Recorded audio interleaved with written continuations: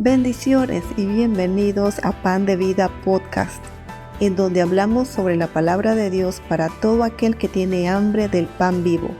Te invitamos a suscribirte a este canal para que recibas las notificaciones de los nuevos episodios.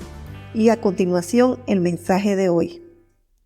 Hoy leeremos muchos textos bíblicos. No dejes de seguir la lectura en tu Biblia para que no te distraigas, para que tu mente no vuele, sino pon toda tu atención. Eso te va a servir en un futuro.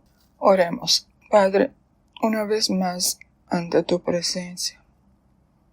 ¿Cómo estamos ante ti? ¿Qué ves en nosotros? Señor, una vez rechazaste a aquellos de tu pueblo que con los labios te honraban, pero sus corazones estaban lejos de ti. Examínanos con tu luz. Muéstranos todas las sombras que pululan en nuestros corazones. Elimina, Señor, de tu iglesia este autoengaño que nos hace muy similares a los fariseos de tu época. Nos creemos buenos, cumplidores de tu palabra, mientras que a diario te ofendemos con actitudes de poco importa, desinterés, levantando altares con fuego extraño, sin percatarnos que te ofendemos, porque vamos desplazándote por aquellas cosas que sí nos interesan. Y una vez, Señor, dijiste que donde esté nuestro tesoro, allí estará nuestro corazón. Si tú no eres nuestro tesoro, nuestros corazones no estarán en ti. Por lo cual, Señor, yo te pido hoy una vez más, muéstranos cuáles son nuestros tesoros.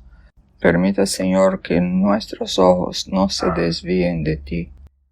Te lo pedimos en el nombre de Jesús. Hoy seguimos con la tercera parte de la resurrección de los muertos. Habiendo visto que la salvación de Dios abarca espíritu, alma y cuerpo, hoy nos dedicaremos a la salvación del cuerpo. Hagamos un breve repaso de lo último que vimos. Justificación es la salvación del espíritu. Santificación es la salvación del alma. Y ese proceso de santificación del alma es la transformación de nuestra voluntad, mente y emociones por la palabra de Dios y nuestra obediencia a ella. Así que morir al yo, crucificar la carne, negarse a sí mismo, es trabajar para que nuestras emociones se vuelvan emociones santificadas. Y glorificación es la tercera etapa, justificación, santificación, glorificación, que es la salvación del cuerpo.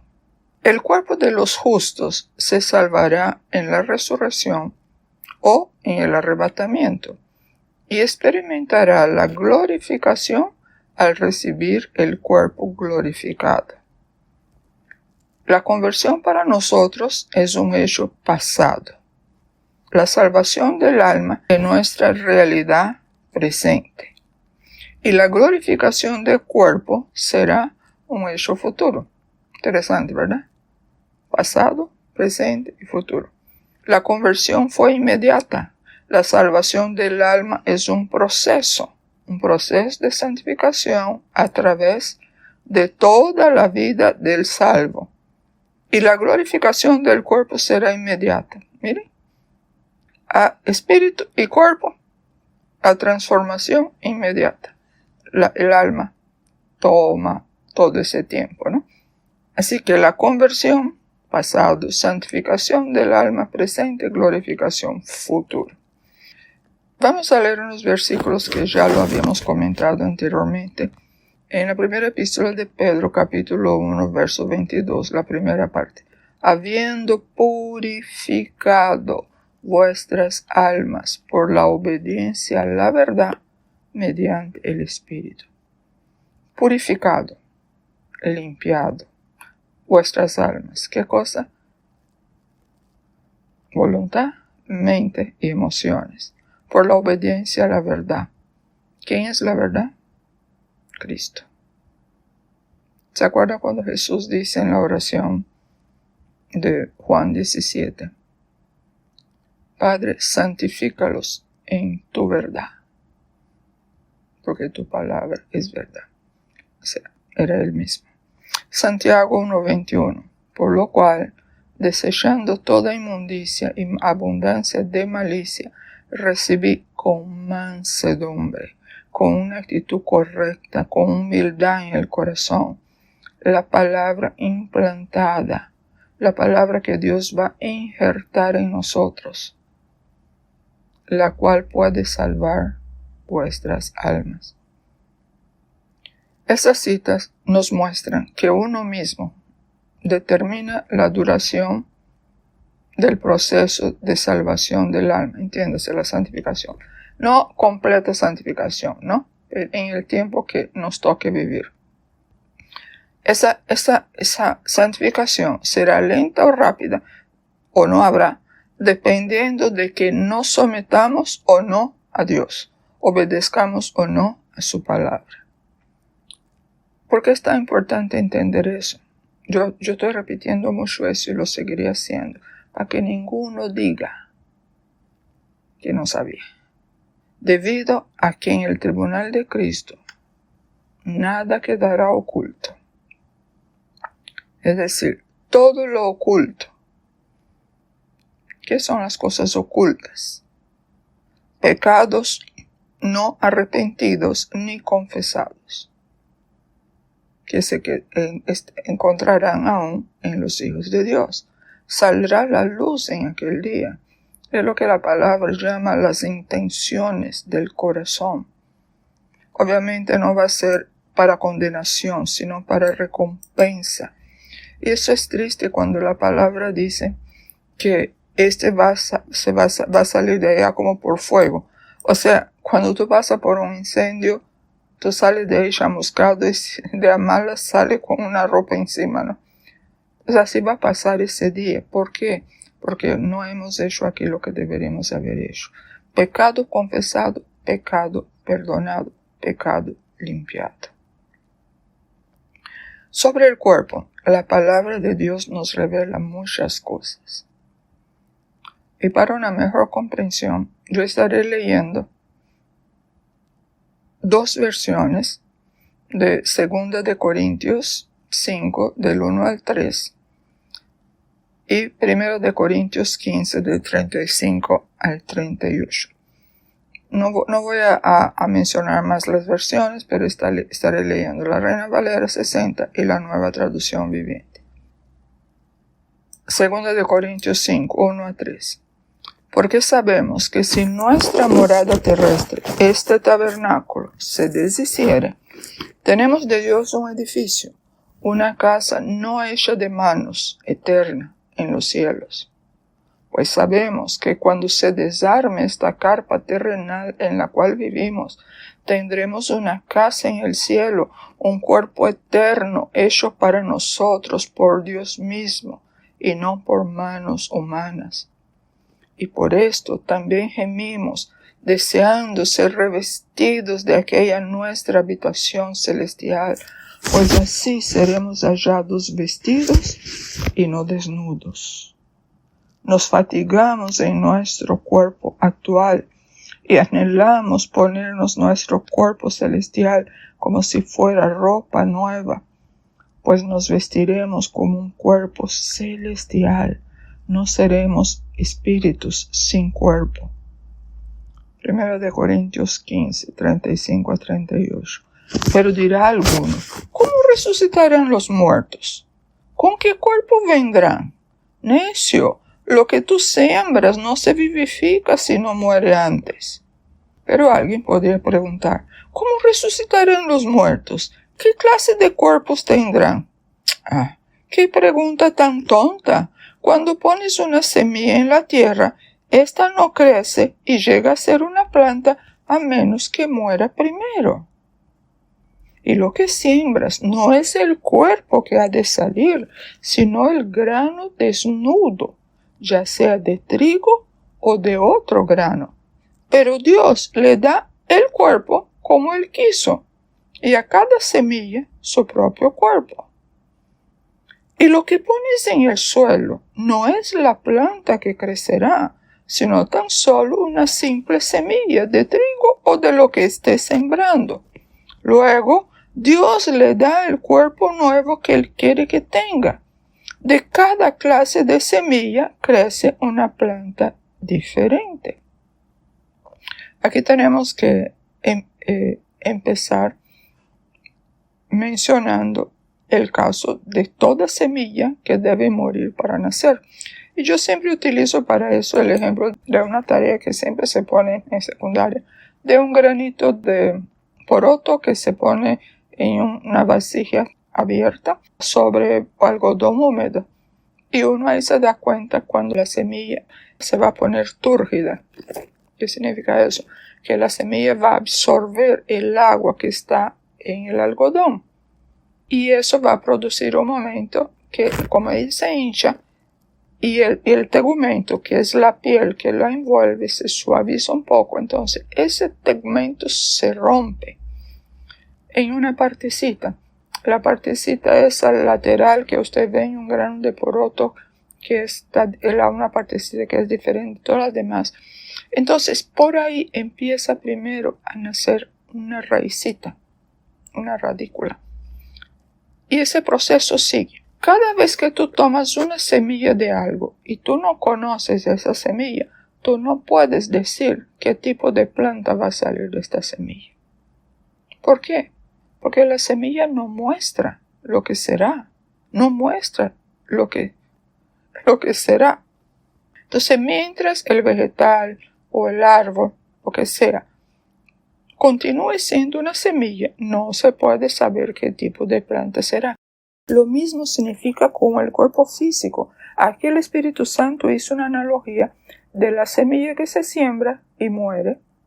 Muere porque deja de ser semilla. Cuando tú vas a buscar ya la semilla no existe, obviamente. En el caso nuestro, el cuerpo físico es la semilla del cuerpo glorificado en los salvos. Hay que hacer esa aclaración, ¿verdad? Eso no es para todo el mundo. En los que han sido salvos o salvados por la salvación en Cristo. Entonces el cuerpo muere ya. Entonces él va a resucitar después. O va a ser transformado en el arrebatamiento. Y eso es cuando el Señor te va a dar el cuerpo glorificado. ¿Nosotros sabemos cómo será nuestro cuerpo? No, no sabemos. ¿Y cuándo lo sabremos? En aquel día. Antes no. Repito, el cuerpo humano, que es la semilla de la analogía, debe morir o ser arrebatado para tener su viejo cuerpo transformado en un nuevo cuerpo a fin de que pueda ascender y vivir en el reino espiritual de nuestro Padre. Este cuerpo que tenemos jamás pudiera entrar al mundo espiritual. Por eso que necesitamos un cuerpo espiritual, nuevo. Cuerpos mortales no pueden heredar lo espiritual, sea para vida o perdición eterna. Por eso los no salvos también resucitarán al final del milenio para presentarse ante el juicio del trono blanco en cuerpo, alma y espíritu, espirituales, y de allí al lago de fuego con su cuerpo espiritual.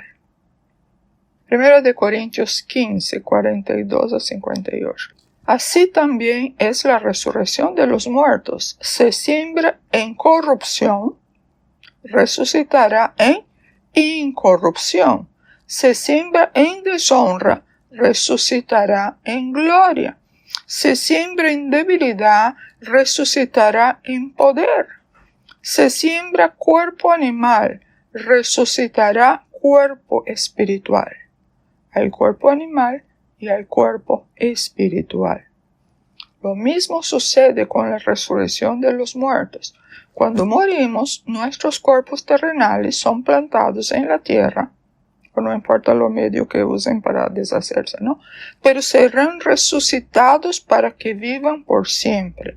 Nuestros cuerpos son enterrados en deshonra, pero serán resucitados en gloria. Son enterrados en debilidad, pero serán resucitados en fuerza. Son enterrados como cuerpos humanos naturales, pero serán resucitados como cuerpos espirituales. Pues, así como hay cuerpos naturales, también hay cuerpos espirituales. Obviamente, todo este texto de que Pablo escribe se aplica solamente a los que fueron salvos por Jesucristo. Así también está escrito: fue hecho el primer hombre, Adán, alma viviente. El postrer Adán, espíritu vivificante. Ponga atención en las palabras. El primer hombre, Adán, alma viviente. El postrer Adán, el Señor Jesús, espíritu vivificante. Las Escrituras no dicen: el primer Adán se convirtió en un ser viviente, pero el último Adán, es decir, Cristo, es un espíritu que da vida. Mas lo espiritual no es primero, sino lo animal, luego lo espiritual. Lo que primero viene es el cuerpo natural y más tarde viene el cuerpo espiritual. El primer hombre es de la tierra terrenal. El segundo hombre, que es el Señor, es del cielo. Adán, el primer hombre, fue formado del polvo de la tierra, mientras que Cristo, el segundo hombre, vino del cielo. ¿Cuál el terrenal? Tales los terrenales. ¿Y cuál el celestial? Tales los celestiales. Los que son terrenales son como el hombre terrenal, y los que son celestiales son como el hombre celestial. Y así como hemos traído la imagen del terrenal, traeremos también la imagen del celestial. Al igual que ahora somos como el hombre terrenal, algún día seremos como el hombre celestial. Pero esto digo, hermanos, que la carne y la sangre no pueden heredar el reino de Dios, ni la corrupción hereda la incorrupción. Lo que les digo, amados hermanos, es que nuestros cuerpos físicos no pueden heredar el reino de Dios. Estos cuerpos que mueren no pueden heredar lo que durará para siempre. He aquí, os digo un misterio. No todos dormiremos, pero todos seremos transformados en un momento, en un abrir y cerrar de ojos, a la final trompeta. Porque se tocará la trompeta y los muertos serán resucitados incorruptibles y nosotros seremos transformados. Y repito, pero permítanme revelarles un secreto maravilloso. No todos moriremos, pero todos seremos transformados. Sucederá en un instante, en un abrir y cerrar de ojos, cuando se toque la trompeta final.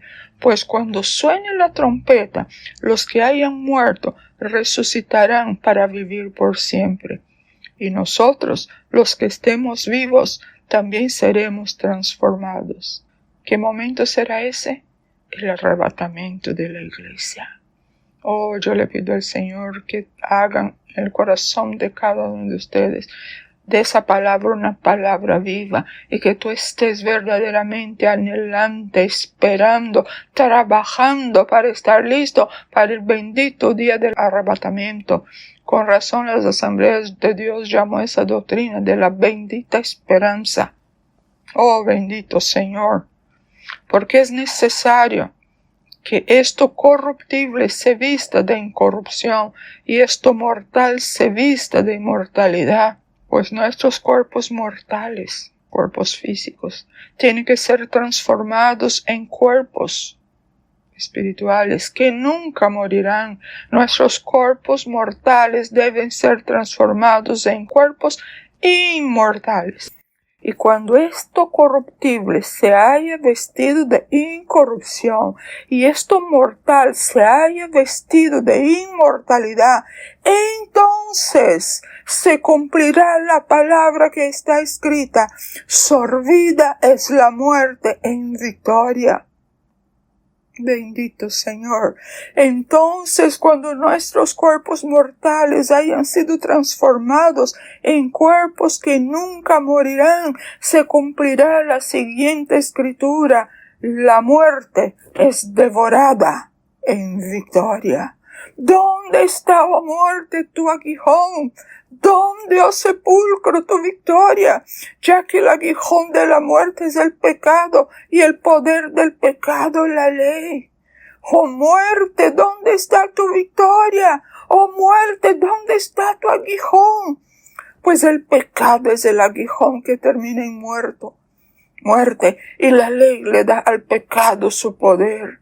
Mas gracias sean dadas a Dios que nos da la victoria por medio de nuestro Señor Jesucristo.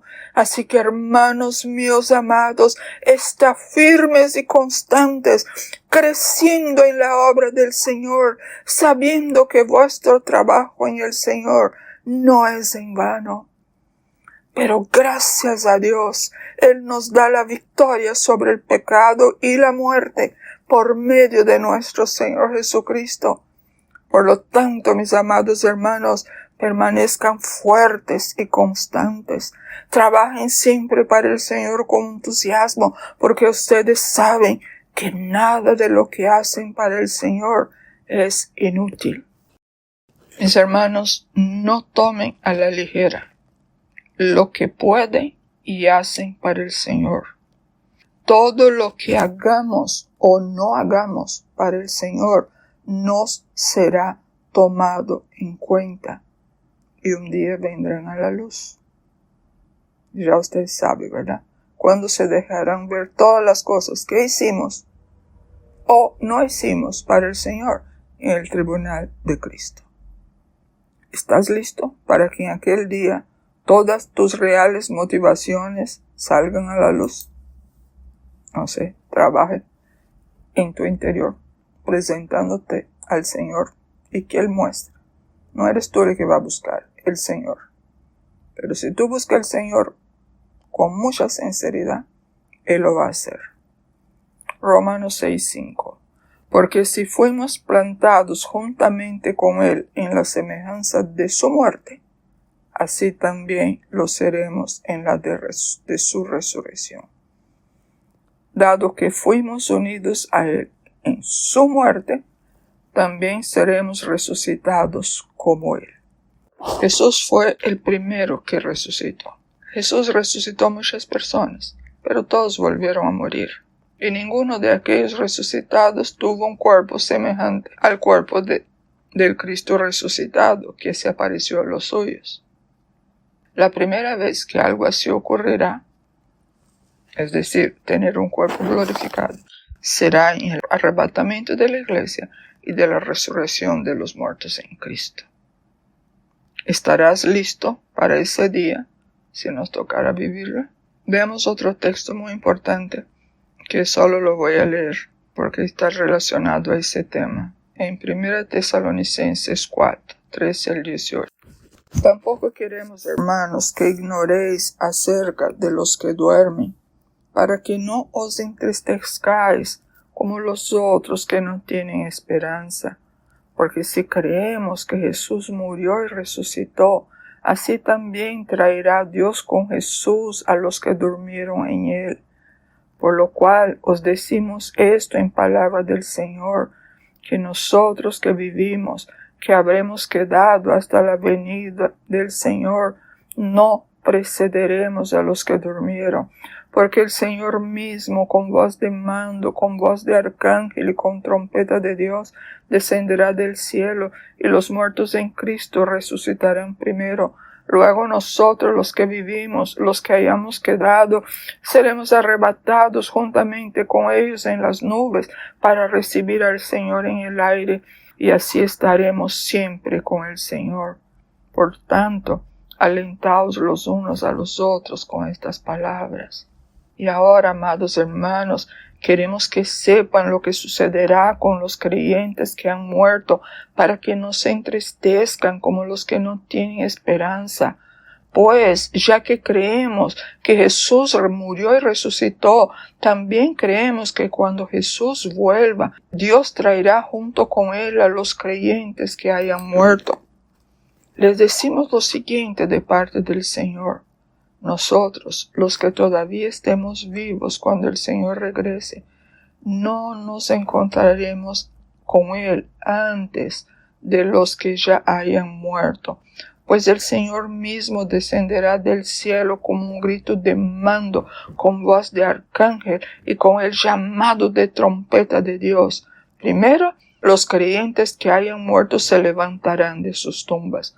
Luego, junto con ellos, nosotros, los que aún sigamos vivos sobre la tierra, seremos arrebatados en las nubes para encontrarnos con el Señor en el aire.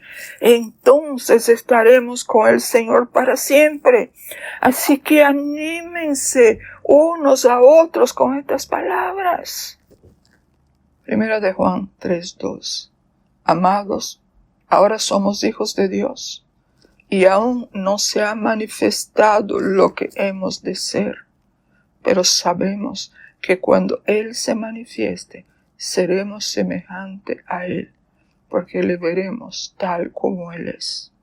Queridos míos, ya somos hijos de Dios, pero Él todavía no nos ha mostrado lo que seremos cuando Cristo venga, pero sí sabemos que seremos como Él, porque lo veremos como Él es. El ser humano en su condición natural nunca podrá ver al Cristo victorioso. Debe tener un cuerpo espiritual para poder verlo en toda su gloria. Después de la resurrección de Cristo, la Biblia nos muestra dos imágenes del Cristo resucitado. El que apareció por 40 días a los suyos, y el visto por Juan en la isla de Patmos. Lo que vio Juan fue muy distinto del cuerpo del Señor resucitado que fue visto por los suyos aquí en la tierra. ¿Por qué eso? Porque el Señor no podía aparecer aquí a sus discípulos con su cuerpo glorioso, vamos a llamarlo así, porque a lo mejor se mueren. No puede. Ese cuerpo, nosotros como seres humanos, todavía como seres humanos con cuerpo corruptible, no podemos pasar por eso. Por eso que Él estuvo como opacado para poder aparecerse a ellos. Pero ya Juan lo vio allá, porque Juan lo vio en el espíritu, no lo vio en cuerpo. Los discípulos lo vieron en cuerpo, alma y espíritu. Por eso era necesaria esa diferencia. Todo eso que estamos viendo tiene que ver con la primera etapa de la resurrección de los salvos. Son dos resurrecciones, la primera y la segunda, pero resulta que la primera tiene algunas etapas. Esa es la primera etapa. Ahora piensa un momentito. Dios le ha dado al hombre 6,000 años para que viva en la tierra. Y el 7º año será el año del descanso, es decir, el reino milenial de Cristo. 6,000 años, ¿no? Más el 7º año, mejor dicho, el 7º 1,000 años, que es el milenio. En el reino milenial, el Señor gobernará, escuchen, junto con sus santos, los que fueron arrebatados y los muertos en Cristo que resucitaron en aquel mismo momento. Ahora, ¿cómo gobernará? ¿Dónde gobernará? ¿Qué gobernará? Va a depender del tribunal de Cristo. ¿Y quién va a decidir eso? Tu vida. Tu vida va a mostrar dónde quedarás tú. Ahora, ¿alguna vez te has preguntado y sobre quiénes gobernarán? Yo diría que serán los sobrevivientes de la gran tribulación. Ahora vamos a ver algunos textos que hablan del reino milenial de Cristo. Estoy en Miqueas 4, del 2 a 4. Lo mismo, lectura doble. Reina Valera, Nueva Traducción Viviente. Acontecerá en los postreros tiempos que el monte de la casa de Jehová será establecido por cabecera de montes y más alto que los collados, y correrán a él los pueblos. En los últimos días, el monte de la casa del Señor será el más alto de todos, el lugar más importante de la tierra. Se levantará por encima de las demás colinas, y gente del mundo entero acudirá allí para adorar. Vendrán muchas naciones y dirán: venid y subamos al monte de Jehová y a la casa del Dios de Jacob, y nos enseñará en sus caminos y andaremos por sus veredas, porque de Sión saldrá la ley y de Jerusalén la palabra de Jehová. Vendrá gente de muchas naciones y dirá: vengan, subamos al monte del Señor, a la casa del Dios de Jacob. Allí Él nos enseñará sus caminos y andaremos en sus sendas, pues la enseñanza del Señor saldrá de Sión y su palabra de Jerusalén. Y Él juzgará entre muchos pueblos y corregirá a naciones poderosas hasta muy lejos, y martillarán sus espadas para asadones y sus lanzas para hoces. No alzará espada nación contra nación, ni se ensayarán más para la guerra. El Señor mediará entre los pueblos y resolverá conflictos entre naciones poderosas y lejanas. Ellos forjarán sus espadas para convertirlas en rejas de arado y sus lanzas en podadera. No peleará más nación contra nación, ni seguirán entrenándose para la guerra. Y se sentará cada uno debajo de su vid y debajo de su higuera, y no habrá quien los amedrente, porque la boca de Jehová de los ejércitos lo ha hablado. Todos vivirán en paz y prosperidad, disfrutarán de sus propias vides e higueras, porque no habrá nada que temer. El Señor de los ejércitos celestiales ha hecho esta promesa. Esta es una descripción del reino milenial de Cristo. La tierra volverá a poblarse. Recuerden, serán 1000 años, 10 siglos. Suponiéndose que las personas vivieran hasta 100 años, estamos hablando de 10 generaciones. Y el Señor recreará la tierra. Habrá un nuevo cielo y una nueva tierra. Ponga atención a esa declaración y lo que viene ahora, porque hay dos corrientes, la interpretación. Voy a leer la segunda de Pedro 3, versículos 10 y 13. Pero el día del Señor vendrá como ladrón en la noche, en el cual los cielos pasarán con gran estruendo, y los elementos ardiendo serán deshechos, y la tierra y las obras que en ella hay serán quemadas. Pero nosotros esperaremos, según sus promesas, cielos nuevos y tierras nuevas en los cuales mora la justicia. Hay dos versículos, segundo de Pedro 3:13 e Isaías 65:17, que hablan de cielos nuevos y tierra nueva. Estos pasajes se están refiriendo a la vida en la eternidad, la vida que vendrá después, que seguirá, mejor dicho, después del reino milenial. Sin embargo, cuando empezamos a ver las características del reino milenial, y las veremos hoy, no cuadran con la eternidad, por lo cual estos versículos que he mencionado, 2 de Pedro 3:13 e Isaías 65:17, para muchos se refieren al reino milenial de Cristo en la tierra.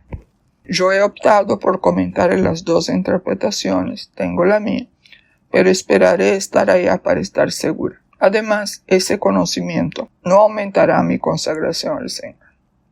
Lo fundamental es que estemos listos para el momento de la muerte o del arrebatamiento, cuando sea que ocurra el arrebatamiento. Es decir, aquí es lo mismo. Hay personas que dicen, que enseñan, etcétera, etcétera, que el arrebatamiento se dará antes de la tribulación, otros dicen que se dará en la mitad, y otros dicen que al final de la tribulación, y otros dicen que no existe arrebatamiento. Bien, ok.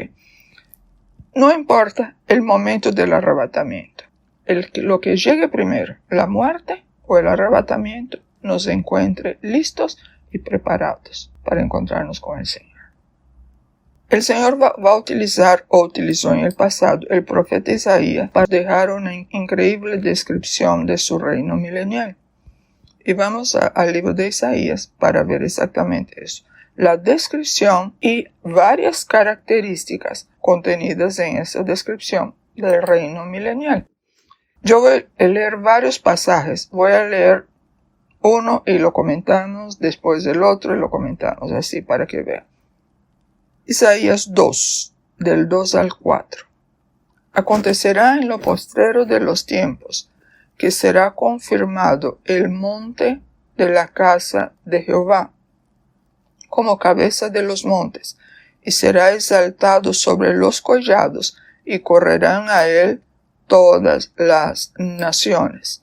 Y vendrán muchos pueblos y dirán, venid y subamos al monte de Jehová, a la casa del Dios de Jacob, y nos enseñará sus caminos y caminaremos por sus sendas. Porque de Sión saldrá la ley y de Jerusalén la palabra de Jehová. Y juzgará entre las naciones y reprenderá a muchos pueblos, y volverán sus espadas en rejas de arado y sus lanzas en hoces. No alzará espada nación contra nación, ni se adiestrarán más para la guerra. En los últimos días, el monte de la casa del Señor será el monte más alto de todos, el lugar más importante de la tierra. Se levantará por encima de las demás colinas, y gente del mundo entero vendrá allí para adorar. Vendrá gente de muchas naciones y dirán, venga, subamos al monte del Señor, a la casa del Dios de Jacob. Allí Él nos enseñará sus caminos y andaremos en sus sendas. Por de Sión saldrá la enseñanza del Señor, de Jerusalén saldrá su palabra. El Señor mediará, entre las naciones y resolverá los conflictos internacionales. Ellos forjarán sus espadas en rejas de arado y sus lanzas en herramientas para podar. No peleará más nación contra nación, ni seguirán entrenándose para la guerra. Bastante parecido a lo que leímos de Miqueas. Ahora sí, vamos a ver algunas características del milenio, según este pasaje, solamente por ahora. En el milenio habrá collados y montes. Versículo 1 lo leímos. ¿Qué significa eso? Que estamos hablando de una tierra física, no un cielo inmaterial de nubes, espíritus y gente volando o flotando por ahí. No, habrá collados y montes y gente caminando. En el milenio habrá un templo. Ahí el texto dice, la casa del Dios de Jacob, donde se enseñará los caminos del Señor. Versículo 3. Pero en la eternidad, después del milenio, no habrá templo. ¿Por qué? Apocalipsis 21, capítulo 21, versos 22 y 23 dice, y no vi en ella templo, porque el Señor Dios Todopoderoso es el templo de ella y el Cordero. La ciudad no tiene necesidad de sol ni de luna que brille en ella, porque la gloria de Dios la ilumina y el Cordero es su lumbrera. Entonces uno entiende algo ahí, que la otra ciudad, la ciudad en la tierra, sí va a tener necesidad todavía de sol y de luna, pero aquí no. Otra característica, habrá naciones que serán juzgadas y reprendidas. Los sobrevivientes de la tribulación entrarán en el milenio con cuerpos naturales y tendrán hijos, nietos, bisnietos, tataranietos y todo lo que sigue hasta cumplir estos 1000 años, ¿no? Ellos formarán las naciones. Versículo 3-4 que leímos. Los cristianos fieles de la era de la iglesia gobernarán en varias posiciones sobre estas naciones. Interesante, ¿verdad? También en el reino milenal habrá adoración, porque leímos que las naciones irán al templo para adorar a Dios y ser enseñados. Habrá enseñanza y aprendizaje. Y yo no pienso que va a ser solamente para los que están vivos, son hombres y mujeres naturales, pues. No, yo pienso también nosotros vamos a tener muchas cosas que aprender, no solo sobre Dios, sino sobre todo. Porque aquí en esta tierra no vamos a poder entender todo lo que vamos a necesitar. Si es que vamos a gobernar algo con el Señor o hacer aunque sea barrer las calles, ¿no? Pero aún para hacer eso vamos a necesitar conocer muchas cosas que todavía no conocemos. Y será en ese periodo de los 1000 años. Y leímos también que Él juzgará entre las naciones y va a reprender a muchos pueblos. ¿Qué me habla de eso? Que habrá juicio y habrá reprensión. En pocas palabras, eso quiere decir que habrá pecado todavía en el reino milenial. Los descendientes de los sobrevivientes de la tribulación necesitarán ser evangelizados y discipulados. El texto no lo dice tajantemente, es una inferencia. Porque si ellos sobrevivieron en el reino, ¿serán todos salvos ahí o tendrán que rendirse al Señor en ese tiempo ahí? Porque ellos van a tener una naturaleza caída y serán capaces de pecar. De ahí la necesidad de juicio y reprensión. Aunque fueron personas, ¿no? Porque supongamos que hay una persona, un que era creyente, no fue en el rapto, quedó en la tribulación, no murió, pero tampoco negó al Señor, entonces ese sobrevive y va a estar viviendo en el milenio. Pero todavía tiene su naturaleza carnal, ¿no? Porque no ha sido transformado. En el reino milenial habrá paz política. En la tribulación la tierra será devastada por la guerra, pero en el milenio habrá paz. Y las naciones que sobrevivan o que nazcan en ese periodo tendrán que aprender el significado de la paz. Ahora hay otro texto que también nos habla de lo que pasará en el milenio. Así que vamos a leer lo que está interesante. Isaías 11, del 6 al 9. Morará el lobo con el cordero, y el leopardo con el cabrito se acostará. El becerro y el león y la bestia doméstica andarán juntos, y un niño los pastoreará.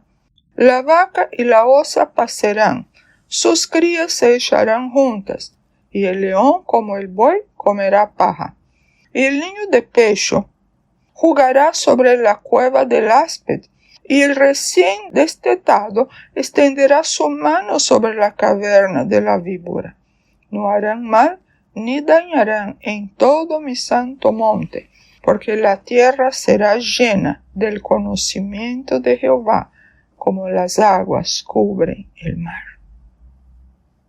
En ese día el lobo y el cordero vivirán juntos, y el leopardo se echará junto al cabrito.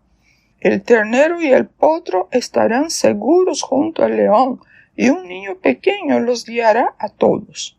La vaca pastará cerca del oso, el cachorro y el ternero se echarán juntos, y el león comerá heno como las vacas. El bebé jugará seguro cerca de la guarida de la cobra. Así es, un niño pequeño meterá la mano en un nido de víboras mortales y no le pasará nada.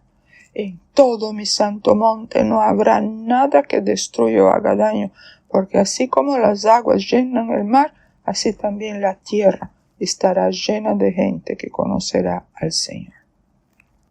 ¿Se dieron cuenta? Una característica muy interesante es que habrá animales, sí, los animales estarán en el reino milenial. Y su naturaleza cambiará. Se dieron cuenta que ya no va a haber animales carnívoros. Todos ahora los que eran carnívoros serán herbívoros. Y van a comer. Habrá niños de crianza de niños. Ya vimos, ¿no? Serán los nietos, bisnietos, trisnietos, cuatrinietos, y ahí seguimos de los sobrevivientes de la tribulación. Y la característica que me encanta, todo estará lleno del conocimiento del Señor, como nunca antes ha pasado en esta tierra, jamás. Ahí así, toda la tierra estará llena del conocimiento del Señor. Aunque no todos estarán llenos de ese conocimiento, pero la tierra sí. ¿Por qué? Porque el Señor, el que reina, es nuestro Jesús, nuestro gran Salvador, el Redentor, el admirable consejero, el príncipe de paz. Ahora viene otra parte interesante. Vamos allá a Isaías 65, 20 al 25. No habrá más allí niño que muera de pocos días, ni viejo que sus días no cumpla, porque el niño morirá de 100 años, y el pecador de 100 años será maldito. Edificarán casas y morarán en ellas, plantarán viñas y comerán el fruto de ellas. No edificarán para que otro habite, ni plantarán para que otro coma, porque según los días de los árboles serán los días de mi pueblo. Y mis escogidos disfrutarán la obra de sus manos. No trabajarán en vano, ni darán a luz para maldición, porque son linaje de los benditos de Jehová, y sus descendientes con ellos. y antes que clamen, responderé yo. Mientras aún habla, yo habré oído. El lobo y el cordero serán apacentados juntos, y el león comerá paja como el buey, y el polvo será el alimento de la serpiente.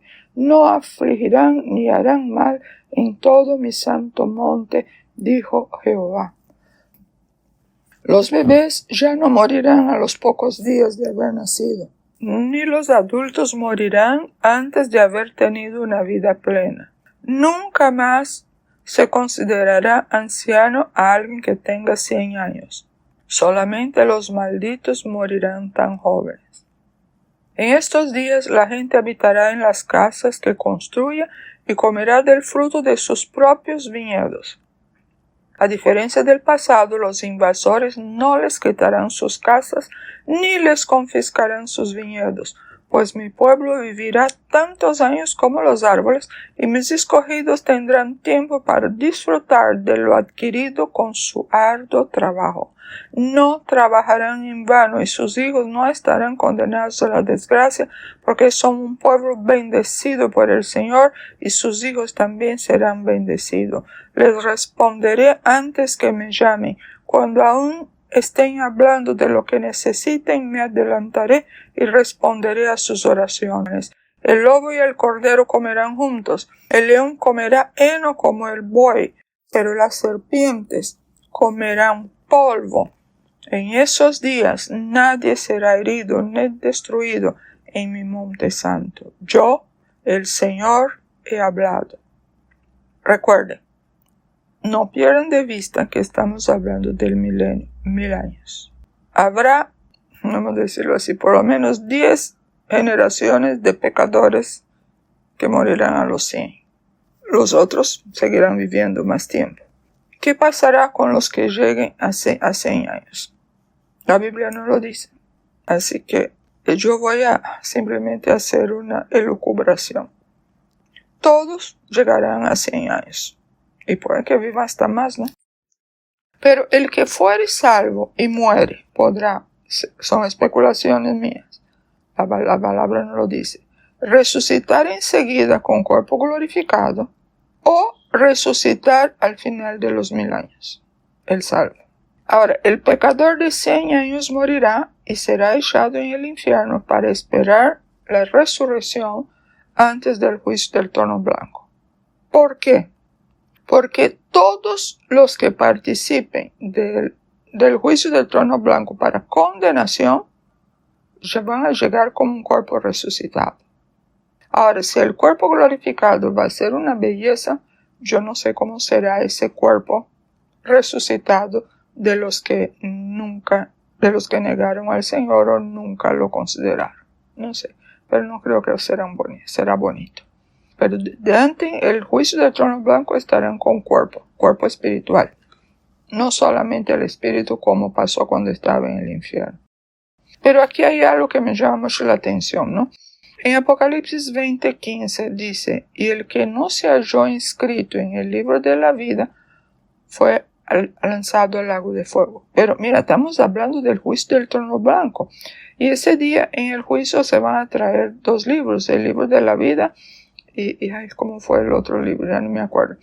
Pero entonces ahí se va a encontrar que el que no se halló inscrito en el libro de la vida fue juzgado y va a ser lanzado al lago de fuego. Pero entonces, si aparece esa expresión y el que no se halló inscrito en el libro de la vida, ¿será que ahí es una especulación, es una pregunta? ¿Que ahí todavía estarán personas que van a resucitar en ese momento? No sé. Entonces son muchas cosas para que uno esté inventando, especulando, pero como comenté no hace mucho, nada de eso aumenta nuestra santificación delante del Señor, no. El cambio interior va creciendo dependiendo de nuestra entrega, rendición, intimidad y comunión con el Señor. Eso sí, no hay ningún conocimiento de hechos que van a ocurrir, no. La escatología es buena para que tú conozcas lo que te espera. Pero si solamente tienes la escatología y no estás cuidando tu vida devocional con el Señor, Si hay un creyente en esa condición, se puede ir al infierno con todo su conocimiento de escatología. Porque no es el conocimiento que salva, sino el conocimiento de Dios. Y el conocimiento de Dios se traduce en vivir la vida que agrada a Dios, ser cambiado de día en día, de gloria en gloria, como la imagen del Señor. Habrá envejecimiento y muerte. Ya mencionó ahí, ¿verdad? El pecador de 100 años será maldito y va a morir y llega para el infierno. Los creyentes resucitados, por supuesto, no envejecerán, pero los sobrevivientes de la tribulación y sus descendientes sí, aunque ya sabemos que la esperanza de vida será más larga de lo que es ahora. ¿Y qué van a hacer ellos allá? Edificarán casas y morarán en ellas. Plantarán viñas y comerán el fruto de ellas. El trabajo será productivo, habrá construcción, habrá agricultura, seguirán naciendo bebés. Las naciones necesitarán lugares para vivir y los construirán. Las personas necesitarán comer, por tanto plantarán y cultivarán alimentos. Es el milenio. Esa no es la eternidad. Ahora, algún curioso me puede decir, oye, pero si la gente va a seguir comiendo ahí, nosotros vamos a poder comer. No tengo idea. Cuando esté allá, nos daremos cuenta. No sé. Alguien va a decir, ay, pero Jesús comió después de resucitar. Sí, porque él también quería mostrar a sus discípulos. Pero él no estaba con su cuerpo como yo digo, tal como Juan lo vio en la revelación que recibió en la isla de Patmos. Bueno, al final de la historia, al final del milenio, ¿qué cosa no? Después de 1000 años de paz, de prosperidad, de enseñanza de la palabra. Durante ese tiempo, esos 1000 años, Satanás estará atado. O sea, nadie va a estar tentando a nadie. Será un mundo libre de oscuridad. Pero al final de los 1000 años, cuando Satanás suelte, él tentará a los hombres. Muchos lo irán y se rebelarán contra el Señor. Con esta rebelión, instigada por el infierno, se dará la última batalla en el planeta, finalizando el milenio. Y a partir de allí, se entra en la eternidad. Y no hay muchas cosas dichas de la eternidad en el libro de Apocalipsis. Lo que yo comenté, eso está en Apocalipsis 27. Cuando los 1000 años se cumplan, Satanás será suelto de su prisión y saldrá a engañar a las naciones que están en los 4 ángulos de la tierra, a Gog y a Magog, a fin de reunirlos para la batalla, el número de los cuales es como la arena del mar. Padre, yo bendigo tu nombre. Qué esperanza nos da tu palabra, Señor. Qué esperanza.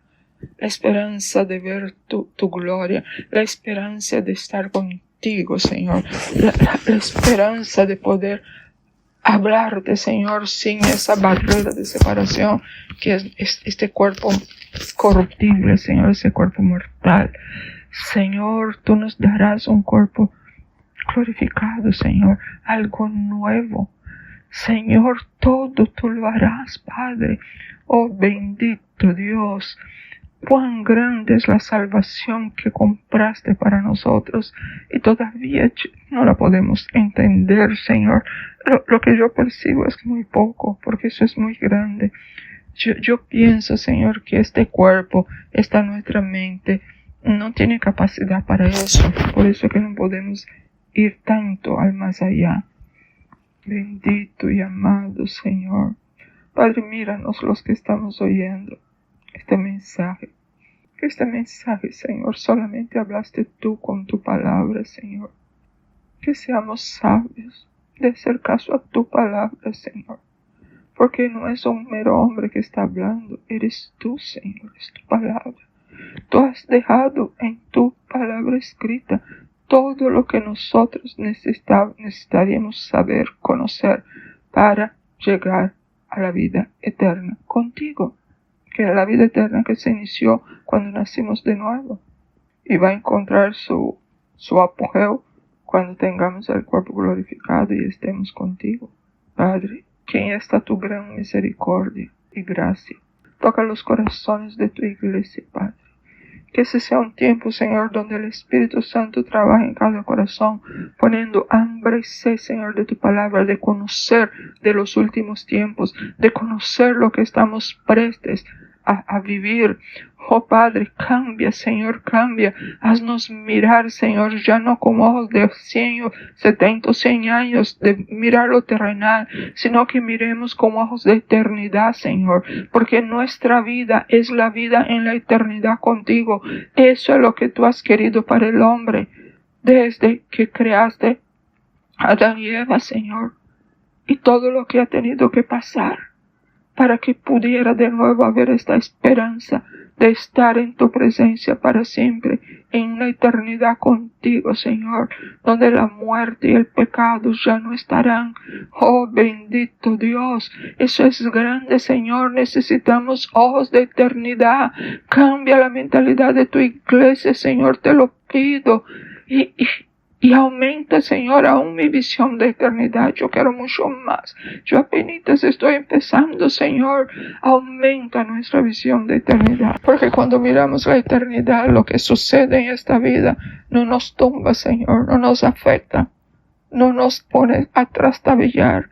Dios, Señor, tenemos que mirar lo invisible, Señor, que es la eternidad, allí donde tú nos has llamado. Cuando tú dijiste esas palabras, ese fue el comienzo. Y esta es la vida eterna, que te conozcan a ti, el único Dios verdadero, y a Jesucristo a quien has enviado. Cuando nacimos de nuevo, eso empezó. Ahí empezó el inicio de ese conocimiento, aunque ya entramos en esa eternidad, Señor.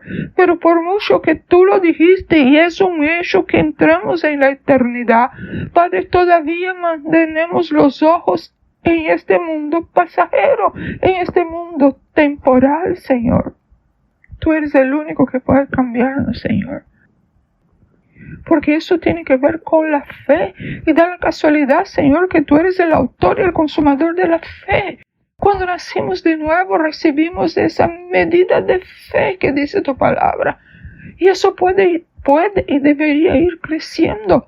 Es decir, en la medida que te vamos conociendo y entendiendo, Señor, y agradándote a ti por encima de nosotros, más vamos creciendo en la confianza y en la fe que tenemos en ti, Señor. Oh, bendito Dios. Y mientras tanto, tú vas cambiando nuestros corazones, Señor. Y el amor que nunca vivió en nosotros, porque el amor que teníamos era un amor humano, Señor. Pero ya tú empezaste a trabajar en ese amor espiritual en nosotros, Señor. Porque tu palabra dice que Dios es amor. Y si tú estás en nosotros hay amor. Pero ese amor no fluye. ¿Por qué? Por las obras carnales, Señor, que ahí están impidiendo que este amor que está fluya. Por eso tú nos llamas a acercarnos a ti, a buscar tu rostro, porque todo el que te busca halla. Pero, Señor, que tú nos hagas ver todas las cosas que impiden, porque no podemos ver, Señor, que esas obras carnales, esos pecados cometidos, y que no tenemos conciencia de pecado de ellos, Señor, es una plataforma que las tinieblas aprovechan para atacarnos, para hacer de nuestra vida una vida de cuadrito. Señor, eso es, pero en ti tenemos los recursos, Señor. Padre, lleva a tu iglesia a mirar con ojos de eternidad, porque empezando a mirar con ojos de eternidad, nuestros ojos también se abren más para la realidad de este mundo. Este mundo es pasajero. Aquí lo que tenemos que hacer es anunciar tu reino, Señor. Es anunciar tu salvación. Porque así como tú nos amaste a nosotros, tú lo amas a ellos, Señor. Aún los que estén vendidos al pecado. Porque nosotros no tenemos ese poder de decir eso ya está perdido para siempre. No, tú eres el único que sabe. Sí, seguro habrá muchos, como dice tu palabra, que ya tendrán una conciencia tan cauterizada que no hay vuelta atrás. Pero no somos nosotros los llamados a juzgar y a afirmar. No, tú lo dijiste, Jesús, que solo uno es el juez y no somos nosotros. Por eso tu palabra dice que no no juzguemos los unos a los otros, porque uno solo es el juez, tú, Señor. Padre, báñanos con tu luz para ver lo que nosotros aún no vemos, Señor. Y que estemos preparándonos para esa eternidad, Señor. Que ninguno de nosotros deje de estar listo en el día último, Señor. En el día de la muerte o en el día del arrebatamiento. Te lo pido y te doy gracias en Cristo Jesús. Amén.